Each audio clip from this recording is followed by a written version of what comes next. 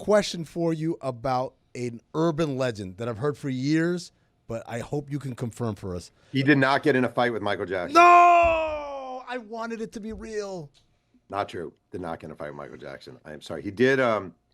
He did. I will say this, among other things. He dated. He dated Madonna. Wrote her kind of a breakup letter from prison, and she was basically like, He dated Lisa from Lisa and Cult Jam.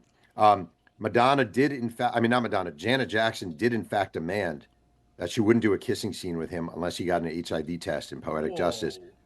I talked to the production assistant who went in and had to tell him that Janet insists you get a AIDS test, and his response was "F her, F you," and they wound up doing the scene anyway. But he never got the AIDS test. So there's some other ones for you. All right, well, let's do this off the cuff here. Only God Can Judge Me, The Many Lives of Tupac Shakur. Let's have you sell the book by giving us what you believe to be, in order, the top 5 best facts you have in the book, because you just told a couple of very good stories there. So let's go 5, 4, 3, 2, 1, and I'm putting you on the spot. I know this is impossible. You're a quick thinker, and you've got a ton to choose from. So choose your 5, and I'm done filibustering now. Number 5, Jeff Pearlman. This is in no order, though. Okay, I found the. Not what Dan wanted. I know. I'm doing my best. He's going to have to adjust, Dan. Yes, all right? Number 5. He's telling him to give away the most important parts of the book, and now he wants him to rank them too on the fly. After doing that to Zaz, I know the audience heard it. I heard it Zaz too. asked a question, and he's like, "That question, my question now." That's right. I may as well go f myself. All right, I'm going to do 5. I'm going to do it in order. Damn it. There you go. Number 5. I found the EMT, he'd never been interviewed before, who got to Tupac when he was shot at Quad Studios. There had always been rumors that Tupac shot himself in the ball because one of his shots, he got 3 shots, one in the head, one in the hand, one in the testicles. There are always rumors he shot himself in the testicles. I found the EMT. He lives in Maine. He'd never been interviewed before. He was surprised no one had ever interviewed him before. He confirmed to me there was no entrance wound through his pants or underwear when he shot himself, meaning he had to have had the gun in his waistband and shot his own testicle. Ooh, that's number 5. Tupac shot his own testicle is number 5. Faith had twins. I probably have 2 Pacs. Get it? Holy 2 Pacs? shit. Number 4. All right. Number 4 is I found, this isn't a fact. This is a good reporting find. I hope that counts. Everyone told me he had a girlfriend in high school you need to talk to, Mary. But Mary doesn't talk to anyone. But you need to talk to Mary. I tracked down Mary. Mary was his high school girlfriend. She was a ballerina. She now lives in the middle of nowhere, Nebraska. First, she's like, I don't really want to talk. Then she said, you know what? I'll talk to you. I like what you're doing. She said, if you come out to Nebraska, you might want to see this. I don't know if this interests you, but my mom found about 150 love letters that Tupac wrote me under the bed in like a folder that I hadn't seen in 30 years. If you come out to Nebraska, I would let you read all the letters. Wow. So I flew out to Center City, Nebraska the next day, met her at a deli, and read through 150 like love letters, breakup letters, pain letters, joy letters that she had, this woman had written Tupac when she was a 15-year-old in love with him. And the letters were amazing, beautiful, heartbroken. I hate my mom. I love my mom. Mary, I want to marry you. Let's get married. Let's have kids. Let's have sex. It was absolutely insane. Was any part of you like, this is Nebraska, though. Can you just send me a PDF? just take me a photo. I went to a deli in Nebraska. I met her there. They microwaved the bagels. Oh, no. Number 3. I thought number 3 could be they microwaved the bagels. That was number 3. Number 2. No, I got one, I swear. All right. Tupac dies in Las Vegas. The family is, Suge Knight is there at the hospital, and they give Suge Knight one responsibility. It is to get the ashes from Vegas to the family home in Los Angeles. 2 days later, a 2-day FedEx man package shows up at the door in a cardboard box, like a FedEx cardboard box, and inside the cardboard box are Tupac's ashes. So that was his big way, like classy way. Oh, no. 2-day FedEx opens the box, the ashes are in the box. To be fair to Suge Knight, have you guys seen what FedEx first overnight costs? That's a lot of money. Yeah. It's a lot. Is it actually a lot of money? Yeah, these guys are price gouging. Especially in the 90s. Strong cardboard, too. Number 2.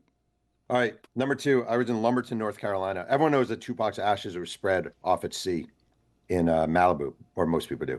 I'm in Lumberton, North Carolina. Tupac's mother, Fenny Shakur, had a home in Lumberton, North Carolina that she built years later after Tupac died. No one's there anymore. It's been an abandoned lot for 9 years. I got a tour of the lot by the caretaker, and he said to me, "Do you want to see where Tupac is buried?" And I said, "What do you mean?" And he goes, "Do you want to see Tupac's grave?" And I'm like, "What do you mean?" He's like, "Just come with me." Before she died, Afeni Shakur took the remaining Tupac ashes, buried them, has a tombstone up. So if you go to an abandoned lot in Lumberton, North Carolina, you can see the grave of Tupac Shakur. And I don't think anyone knows it's there. There's one better than that. So this is a good list he's put together. Journalism, folks. Everything this guy does is good. I tell you that Jeff Pearlman, the book is Only God Can Judge Me, The Many Lives of Tupac Shakur. The number one best fact that Pearlman unearthed in talking to more than 600 people. All right, I'm going to have to tell the very abridged version of this, but there's a song. Do you guys know the song, Some of You, Brenda's Got a Baby by Tupac? Yes. Okay. So Brenda's Got a Baby. Tupac was filming the movie Juice, and he's reading the New York Daily News outside his trailer in New York City. And there's an article called Cries in the Night about a 12-year-old girl who was raped by a cousin, delivered the baby on the bathroom floor, threw her baby down a trash heap. Tupac reads that article, goes into his trailer, writes the song Brenda's Got a Baby that becomes Tupac's first really well-known song. I thought it would be amazing to try and find the baby who was thrown down the trash heap. I work with a genealogist who called me one day and said, "I think I have a number." I reach out to this guy crudely via text. His name is Davon Hodge. I go to Las Vegas. We sit down. He, in fact, was the baby who was thrown down the trash heap in Brenda's Got a Baby. He, after he was thrown down, he was adopted by a family in Las Vegas. So I saw him in Vegas. His parents had died recently. So he did an Ancestry.com search. And they all came back to this public housing unit in Brooklyn, New York. He has his grand reunion with his family. They show him the place where he was thrown down the trash heap. They're like, oh, they say, "Do you know Tupac?" He's like, "Of course." They're like, "Do you like Tupac?" "I love Tupac." "We think you're the baby from Brenda's Got a Baby." His family tells him this. It's this amazing moment. Wait, it gets crazier. I say to my genealogist, it would be amazing. My genealogist is named Michelle Sully. She's amazing. It'd be awesome if we could find the mother. She's like, "Well, that might be hard, but blah, blah, blah." She gets a number one day. She calls this woman. She says, "By any chance, is this Jeanette?" "Who's this?" "My name's Michelle. I'm working with the writer Jeff Pearlman about a book on Tupac Shakur. By any chance, did you have a baby when you were 12 years old?" She starts screaming, oh my God, do you know where my baby is? Do you know where my baby is?" She's screaming and crying. Michelle says, "Yeah, we do. We found him." She goes, oh my God, I need to get home. I need to get home to Newark. I live in Newark." "Well, where are you now?" "I'm at a concert." "What concert?" "I'm going to see the Red Hot Chili Peppers tonight." "Where are they playing?" "They're playing in Las Vegas." No. She met her son that night.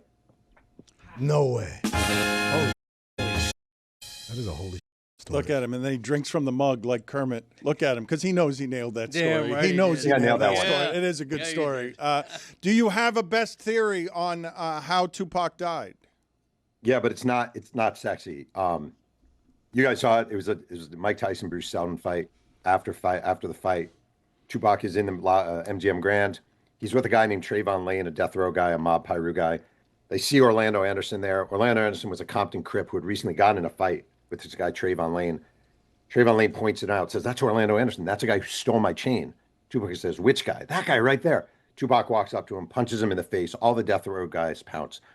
I interviewed Orlando Anderson's closest friend, the guy who was punched, and he said, "There's no way Orlando Anderson could come back to Compton having gotten beat up publicly by a rapper. Like, he just couldn't." Later that night, Orlando Anderson is driving around looking for Tupac. Tupac is just randomly driving down the street with Suge Knight, hollering out at women along the strip in Vegas. Orlando Anderson is like, that's him right there. And they pull up on him and they shoot him. And it's not even a sexy story because everyone wants a grand Puffy or Biggie conspiracy. The truth of the matter is he punched the wrong person at the wrong time. And that guy happened to be a member of the Compton Crips and got a revenge killing and killed him. You're reporting that as fact, it feels like, and I don't Correct. think but that is not fact. I've not heard that reported as fact anywhere. No, it's been reported a lot of places as fact, and then it's surrounded by myth. I've talked to investigators. I've talked to people from death row. I've talked to people from the Compton Crips. I talked to Orlando Anderson's best friend. I personally, obviously, when you have a young death and a lot of conspiracy and Vegas and everything, you have a lot of rumors. But if it were not Tupac, if it were a guy named John Smith and another guy named Bob Jones, this would have been reported as fact long ago. Jeff, thank you for the work. It's always excellent. Only God Can Judge Me Now, The Many Lives of Tupac Shakur. Thank you, sir. Yeah, thanks for having me on. I appreciate it, guys. Writing a book sounds like a lot of work. It is. Microwave bagels? He said it is right before he hung up. I mean, the way that Stugotz wrote a book is the way to write a book. Get everyone else to do the work for you. That's the way to do it. Well, when I wrote The Pride of a Lion, I interviewed 3 people, so that I can relate to what Pearlman went through. One of them was a lion. Yeah, that's correct. Well, he said no comment, the lion. So 3 people in addition to the lion. That's right. Thank you, Billy. Wait a second. I should hit both of you with loser game show sounds. It's okay. I'm retiring, thank you, Billy, after today. So this is the